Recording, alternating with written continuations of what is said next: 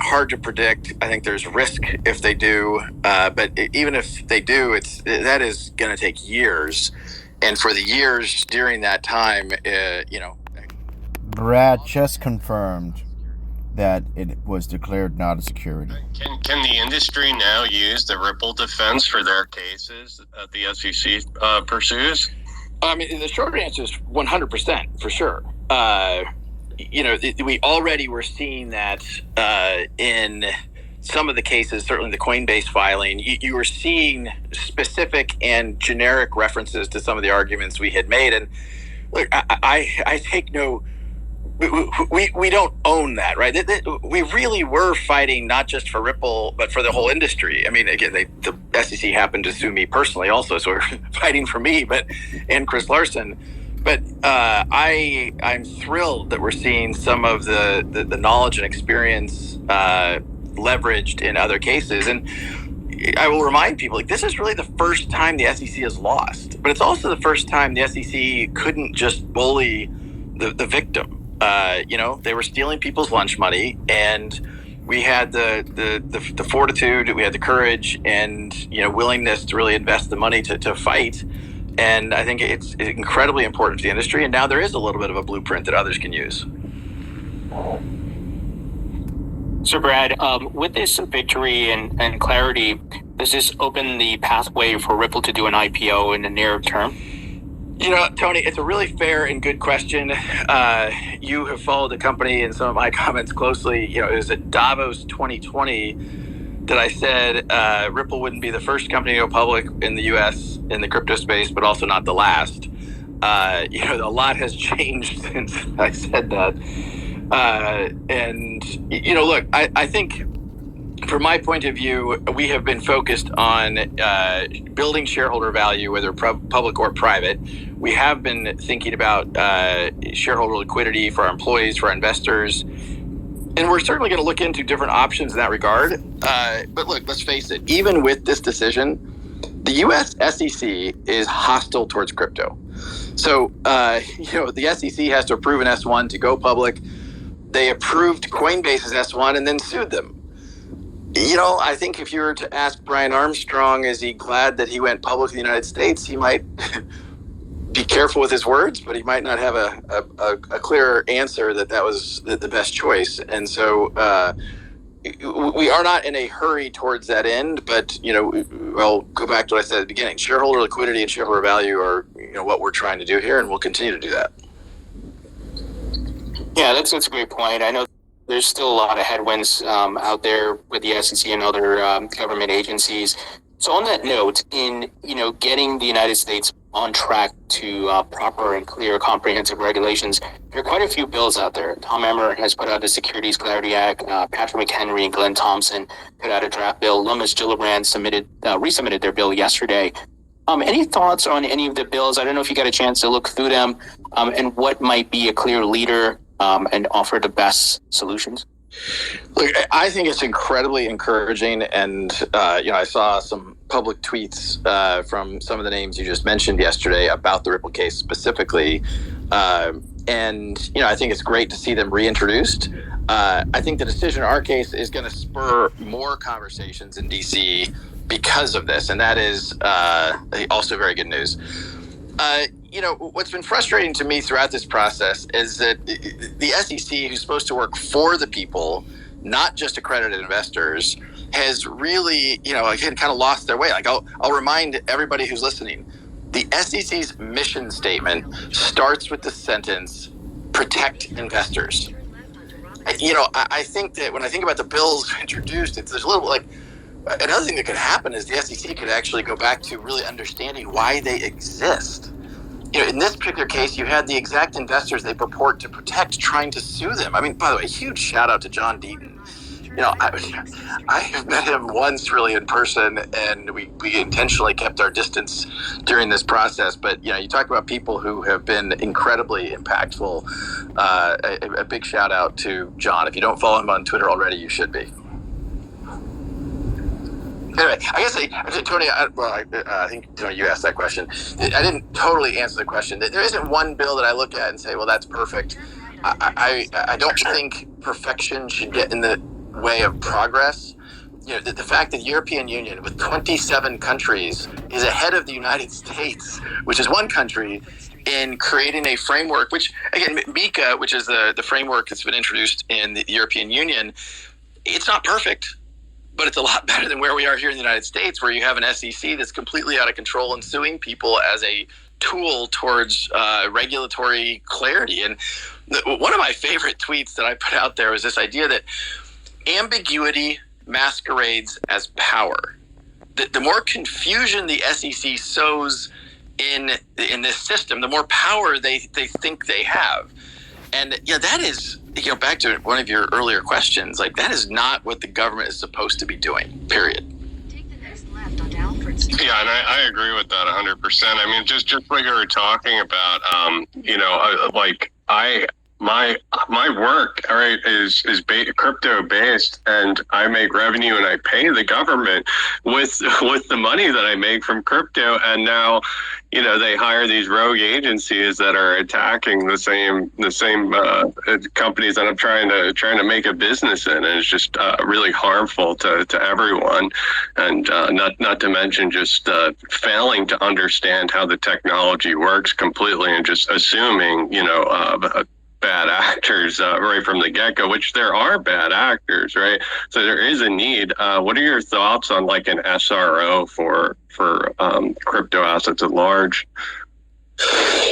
Well, I'm going to comment a little bit on your introductory thoughts there. I agree, kind of what it's amazing to me that you have other countries literally reaching out and soliciting entrepreneurs and soliciting the companies like Ripple to come to their jurisdiction, and the tax dollars and the Ripple now stands at 900 employees, and we intentionally are trying to not hire as much in the United States these days. Maybe that'll change a little bit now, but look, a self-regulatory entity, I think, I probably don't know that I have seen or think it's likely to be successful as compared to actually the government and maybe even the SEC doing the work. Like, they're spending so much money and hiring more litigation attorneys. Just do the work. Like, as you already pointed out, but most of the people I know in crypto are good actors who want to play by the rules. But we need to know clearly what the rules are. Now, we now have that for XRP, and that is just a hero's, like, it gives me a slightly euphoric reaction to even say that out loud to this group. It's awesome. It came at an extremely high price, and that's not how this should work. Yeah, I absolutely agree, especially for smaller decentralized projects that don't have, they don't have a huge amount of capital in order to fight the SEC back. That's really troublesome if you look at the entire industry at large. XRP now has clarity. Was there anything else in the court documents that will put up barriers for Ripple the business and how they use XRP? When the case started, we obviously made a point of focusing on non-U.S. customers and non-U.S. activity, to be outside of the SEC. That continues. There are things that I think we are still processing and figuring out in the context of the judge's ruling about institutional sales. The good news is, in many ways, the case was more positive and giving us more degrees of freedom than we had fully expected. However, there's a couple things we were kind of surprised by. It seems like the ruling does more to protect the institutional investor, purportedly, who is a group of, I'm not sure the hedge funds needed a lot of extra protection. These are all accredited investors who have a lot of knowledge and resources to do that work. But look, it's been less than 24 hours, or maybe right around 24 hours now. So the team at Ripple is still evaluating some of the next steps, but we're feeling very good about the opportunity ahead. And if you think about the SEC statement about that they're pleased with the win, you're like, well, the SEC brought 3 lawsuits. One against Chris Larson, they lost. One against Brad Garlinghouse, they lost. One against Ripple, they mostly lost. And again, I'm guessing many of the people listening will remember I said a long time ago, we would have settled this thing so long ago if they simply would have agreed on a go-forward basis, XRP is not a security. Guess what? We got that now. And again, we had to fight a long, hard battle, a lot of money, a lot of time, and frankly, a lot of stress. But I really just could not be more pleased with, how this played out. So, Brad, with the victory and this news certainly making the news cycle, in addition to big players like BlackRock entering the market, Charles Schwab, Fidelity, and Citadel launched a crypto exchange. And with the backdrop of the EU and the UK also passing regulations, so like you said, though, it's not perfect, but at least they're moving forward. Do you think it adds some level of urgency for Congress to act sooner than later? Well, I think absolutely. I think you did see a couple of, small examples of tweets, about that yesterday. I saw one that I think I retweeted from Tom Emmer. It doesn't make sense. I'm not going to be upset about the fact that XRP and Bitcoin are now the only two that have clarity, but that doesn't make sense. And as I've said, this was a fight for the whole industry. So it just strikes me that this should be a call to action to more of the elected officials. I did hear in a positive way from a couple of our elected officials in Congress yesterday in a very positive way. And so I'm hoping this catalyzes. I also want to be respectful of the legislative process. It's not easy. Frankly, I think what happened with FTX and how much Sam Bankman-Fried was leaning into Washington, it was a setback for the whole industry, for sure. But, hopefully enough time has passed and decisions like this highlight the need for Congress to act that we'll see some activity. For sure. Brad, I know that you only have about 20 minutes. I'm assuming you have to drop soon. Maybe final question here for you before I let you go. Folks want to know, are we doing any official party celebration, location, time? I have no announcement on that yet. But look, this community deserves to be celebrated. The overreach by the SEC and just the totally clarity of the SEC putting politics ahead of policy, and this victory has to be celebrated. As I said earlier about one of the lawyerly comments, it's been 24 hours. I will confess to you guys that one of the frustrating things, I was pretty optimistic all along, as I shared publicly, that we would prevail here. But one of the hard things is you can't really plan a party when you don't know for sure that you're going to get the decision you want or when you're going to get it. So let the planning begin. And Team Ripple will definitely take point, but we fully intend to celebrate this and celebrate all of you in a material way. So stay tuned. Awesome. Final question here, I promise, before I let you go. I was thinking about this, and you mentioned John Deaton before, and then how XRP holders came together to play a part in this lawsuit and have our voices heard. It seems like there's a new dynamic here, and it's I think John Deaton mentioned decentralized justice, and it's analogous of crypto, right? As you could be across the globe and hold a token and be part of a set blockchain and be part of a community. What do you think about that? It seems like this is a dynamic that's going to continue to grow in the token economy that we're headed to. I hope I do a good job of answering all your questions. And I'll say up front, I don't have a good answer for that one. Look, Ripple has always kind of started from the point of view that even if we don't agree with all the rules and laws around the world, we will abide by them.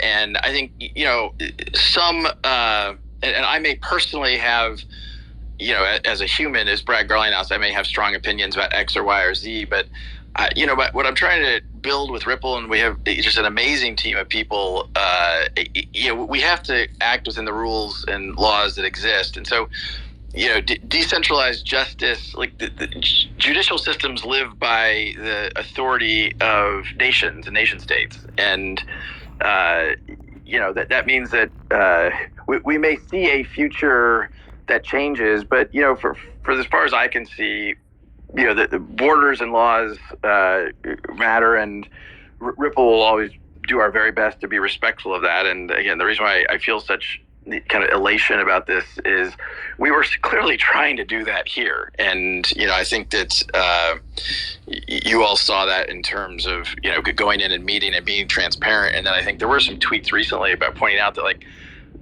Ripple's transparency ended up, sort of backfiring against it, and that was used against it. And that's just not the way this should work. But, like, I like the kind of